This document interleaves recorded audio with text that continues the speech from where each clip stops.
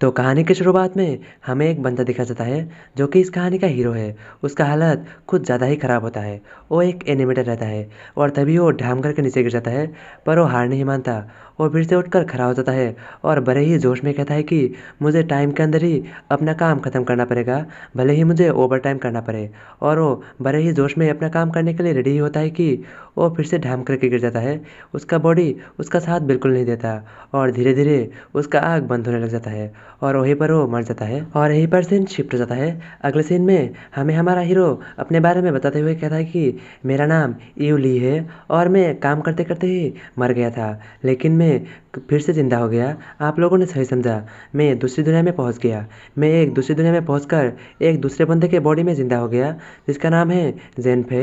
एक दिन जेनफे का फादर जंगल में बिस्टों का शिकार करने के लिए गया, लेकिन वो खुद ही शिकार हो गए और वहीं पर वो मारे गए, जिस वजह से जेनफे बहुत ही डिस्टर्ब और डिप्रेशन में रहने लगे क्योंकि वो उसके फादर के ऊपर पूरी तरह से डिपेंडेंट था और मैं अब उसके बॉडी में हूँ। मुझे उसके बॉडी में डाल दिया गया। मुझे बस एक बात का दुख है कि मैं अपने पूरे ज़िंदगी लगाकर मैं इतने सारे पैसे जमा किए थे, पर मैंने उनमें से कुछ भी खर्च नहीं किया। मुझे इस बारे में बहुत दुख है। और इस दुनिया में ये जेनफे एक पीस मीट के लिए ही बहुत सारे पैसे जमा करते थे, पर ये फिर भी मीट नहीं खा पाते थे।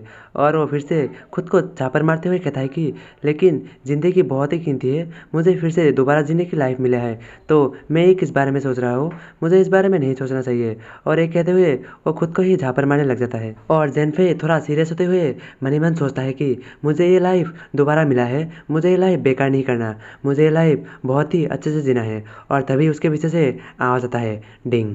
और वो पीछे मुड़कर देखता है तो उसे कुछ समझ में नहीं आता। उसके पीछे बहुत ही तेज़ रोशनी होता है जिससे उसके आंखों के सामने अपने आप ही अपना हाथ आ जाता है। वहाँ से आवाज़ आता है कि सिस्टम एक्टिवेटेड। और वो ये सुनकर पहले से कुछ समझ में नहीं आता और वो कहता है ये क्या है। और जब वो सामने की तरफ ध्यान से देखता है तो वो सोचता है वेट ए मिनट, क्या उसने सिस्टम कहा? वहाँ से क्या सिस्टम की आवाज़ आया? मैंने क्या सही सुना? क्या मैं इस कहानी का मेन कैरेक्टर हूँ? तो फिर मैं तो मेरे पास एक सिस्टम है, तो फिर मैं तो इस दुनिया को जीत सकता हूँ और मेरे पास बहुत सारे लड़कियाँ भी होंगे। और वो बहुत ज़्यादा खुश हो जाता है और वो सोचता है कि तो फिर मुझे उस मानवा और मांगा ने मुझे कुछ भी झूठ नहीं बताया था, वो सारे के सारे मुझे सच ही बता रहे थे। और वो हंसने लग जाता है और वो फिर से सोचता है आगे, अब तो शायद मैं इस सिस्टम की मदद से बहुत ज़्यादा स्ट्रांग बन जाऊंगा, मुझे तो इस दुनिया की सबसे स्ट्रांग लोगों में गिना जाएगा। और वो फिर से ज़ोर ज़ोर से हंसने लग जाता है और जेनफे खुद से ही कहता है कि चलो और टाइम वेस्ट नहीं करते। और वो अपने दोनों भाई फैलाकर सिस्टम को एक्सेप्ट करने के लिए रेडी हो जाता है, पर सिस्टम उसे मना कर देता है और सिस्टम से नोटिफिकेशन आता है कि डिटेक्ट हुआ होस्ट एलिजिबल नहीं है, डिटेक्ट हुआ होस्ट अभी भी स्ट्रगलिंग कर रहा है, वो इस सिस्टम के रिक्वायरमेंट के हिसाब से सही नहीं है, सिस्टम टेम्परेली शट डाउन हो रहा है। सिस्टम की बातें सुनकर जेनफे का दिमाग खराब हो जाता है और वो सिस्टम को मिडिल फिंगर दिखाते हुए कहता है कि रुको रुको, तुम इतनी जल्दी क्यों शट डाउन हो रहे हो? तुम थोड़ा क्लियरली बताओ कि तुम कहना क्या चाहते हो। मैं तुम्हारे रिक्वायरमेंट के हिसाब से एलिजिबल नहीं हूँ, पर क्यों, थोड़ा क्लियरली बताओ। सिस्टम जेनफे को इतने गुस्से में देखकर कहता है कि आपको आपकी ये लाइफ एक आम इंसान की तरह जीना पड़ेगा, आपका ये लाइफ आपके लिए एक टेस्ट की तरह होगा और सिस्टम आपके लिए अगले लाइफ में एक्टिवेट हो जाएगी। जो सुनकर जेनफे का दिमाग और भी खराब होता है और वो बहुत बार सिस्टम को मिडिल फिंगर दिखाते हुए कहता है कि क्या अगली लाइफ एक पीसफुल लाइफ, क्या बकवास कर रहे हो, बकवास सिस्टम। और वो बार बार गाली देता है और कहता है कि तेरी माँ की, और ये कहने ही वाला रहता है कि सिस्टम उसके ऊपर एक थंडरबोल्ट गिरा देता है। जेनफे के ऊपर थंडरबोल्ट गिरने से उसका हालत पूरी तरह से खराब हो चुका रहता है और वो ज़मीन पर पड़ा हुआ रहता है। उसके बाद सिस्टम कहता है कि तुम सिस्टम के बारे में बुरी बुरी बात कहोगे तो तुम्हारे साथ ऐसा ही होगा, क्योंकि मैं सिस्टम हूँ और सिस्टम को कभी भी हल्के में नहीं लेना चाहिए। और सिस्टम आगे कहता है तुम कुछ ज़्यादा ही क्वेश्चन पूछ रहे हो, इसलिए तुम मेरे यूज़र मैनुअल को देख लो। ये सुनकर जेनफे भी खुश होता है और वो थम्स अप दिखाते हुए कहता है हाँ हाँ, तुम भी बहुत गुस्से वाले हो, मैं तो इसे इससे अच्छा कि मैं तुम्हारे यूज़र मैनुअल को देख लूँ। और आगे कहता है कि क्या तुम्हारा ये मतलब है कि मैं मेरे अगले लाइफ में बहुत ज़्यादा स्ट्रांग बनूंगा, मैं अनस्टॉपेबल रहूँगा, पर क्या मैं मेरे अगले लाइफ में भी मेरा याददाश्त यही रहेगा, मैं क्या खुद ही रहूँगा?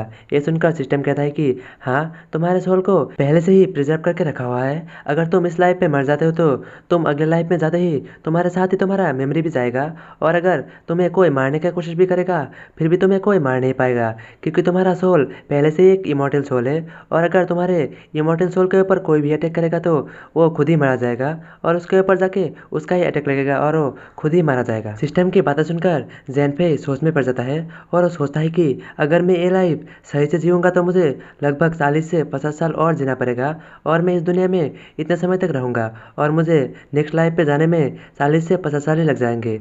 और वो मन ही मन सोचता है कि अगर मैं कुछ और तरीका ढूंढ पाऊँ, मैं क्विकली जल्दी से मैं उस दुनिया में जा पाऊँगा। और वो खुद की तरफ पॉइंट करते हुए सिस्टम से कहता है कि सिस्टम, क्या मैं खुद को मार सकता हूँ और मारने के बाद मैं दूसरी दुनिया में पहुँच सकता हूँ और मैं सिस्टम को एक्टिवेट कर सकता हूँ। ये सुनते ही सिस्टम कहता है, एक सच्चा और अच्छा इंसान कभी भी खुद को मारने वाला डिसाइड नहीं करेगा, ये इविल इंसान ही करता है। एक सच्चा इंसान हमेशा ही अच्छाई के राहों में चलता है। अगर तुम खुद को ही मार दोगे तो तुम सिस्टम के रिक्वायरमेंट को पूरा नहीं कर पाओगे और तुम्हें अगले लाइफ में भी सिस्टम नहीं मिलेगा। सिस्टम की बातें सुनकर जेनफेई मन ही मन सोचता है, लगता है कि इसका कंडीशन क्लियर है। मैं खुद को नहीं मार सकता, लेकिन मुझे कोई और तो मार सकता है। मैं खुद मौत को नहीं ढूंढ पाऊंगा, लेकिन मौत तो मुझे ढूंढ सकता है। और सिस्टम से फाइनल सवाल पूछते हुए कहता है कि सिस्टम, ये मेरा आखिरी सवाल है, क्या मेरा आइडेंटिटी यू ली होगा या फिर जेनफेई? ये सुनकर सिस्टम कहता है कि तुम अभी जेनफेई के बॉडी में हो, तो फिर तुम्हें जेनफेई का ही नाम इस्तेमाल करना पड़ेगा। सिस्टम की बातें सुनकर जेनफेई थोड़ा खुश होता है और वो सिस्टम से कहता है कि तो ठीक है, तो फिर मैं मेरा ये लाइफ एक किसान के रूप में जीऊँगा और मैं कड़ी मेहनत करूँगा।